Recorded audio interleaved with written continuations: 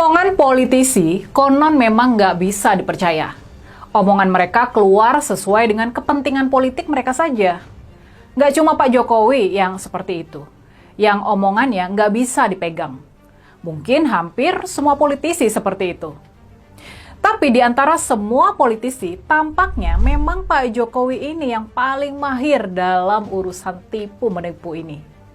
Makanya sampai-sampai kemudian muncul julukan populer, sen kiri, belok kanan.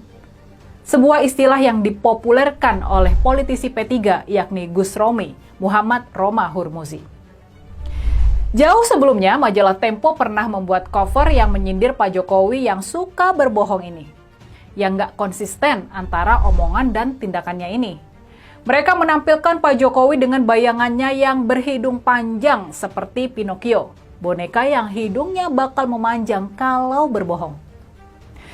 Ketika itu, majalah Tempo mengulas ingkar janji Pak Jokowi kepada para penggiat anti korupsi soal pemilihan pimpinan KPK atau Komisi Pemberantasan Korupsi.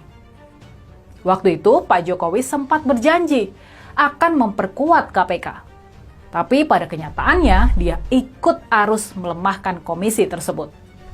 Soal kebiasaan berbohong Pak Jokowi, ini kemudian mendapatkan pengukuhan dalam karya patung yang dibuat oleh seniman Mas Butet Kertarejasa. Patung tersebut menampilkan lelaki kurus dengan pakaian Raja Jawa seperti yang pernah dipakai oleh Pak Jokowi. Uniknya, lelaki tersebut punya hidung yang panjang seperti Pinocchio. Karya ini memang tidak menyebutkan bahwa patung tersebut adalah gambaran dari Pak Jokowi. Tapi kecerdasan kita tentunya bisa menarik garis hubungan di antara patung tersebut dan kritik kepada Pak Jokowi.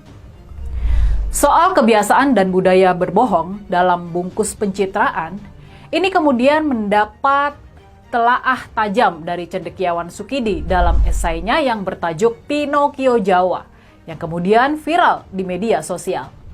Di situ mesti tidak menyebut nama Pak Jokowi, secara tajam Pak Sukidi membedah perilaku-perilaku seperti yang biasa dilakukan oleh Pak Jokowi. Di dalam esai tersebut, Pak Sukidi mengingatkan bahaya besar yang dibawa oleh pemimpin yang berkarakter Pinocchio Jawa. Menurutnya, di penghujung masa pemerintahannya, Pinocchio Jawa mewariskan budaya kebohongan dalam berpolitik tanpa rasa bersalah sedikitpun. Kebohongan demi kebohongan dalam berpolitik dia praktikkan sebagai strategi permainan kotor untuk mempertahankan kekuasaan. Pinocchio Jawa menjadikan kebohongan politik sebagai bagian sentral dari karakternya. Dia memimpin republik bukan dengan keutamaan publik, melainkan dengan kebohongan, korupsi, nepotisme, dan berbagai praktik kejahatan lain. Dan mirisnya, praktik yang sudah terlanjur banal ini pun diterima luas sebagai kewajaran tanpa rasa malu. Dan karenanya, kini Pinocchio Jawa pun mengukuhkan diri sebagai ikon pembohong terbesar. Jadi, makanya nih, melihat semua catatan itu, kalau sekarang Pak Jokowi begitu rajin tampil di media, mengomentari ini dan itu, melakukan klarifikasi atas 10 tahun masa pemerintahannya, apakah kita masih bisa percaya sama apa yang dia ucapkan? Apa kita bisa percaya kalau Pak Jokowi nggak tahu menau soal korupsi impor bahan bakar minyak di Pertamina? Apakah benar dia nggak tahu praktek curang yang dilakukan selama 5 tahun itu, antara tahun 2018 sampai dengan tahun 2023 tersebut?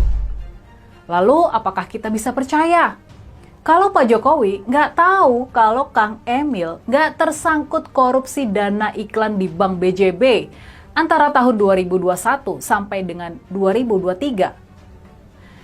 Jadi gimana nih kalau menurut kalian? Apa kita masih percaya sama klarifikasi Pak Jokowi sekarang ini?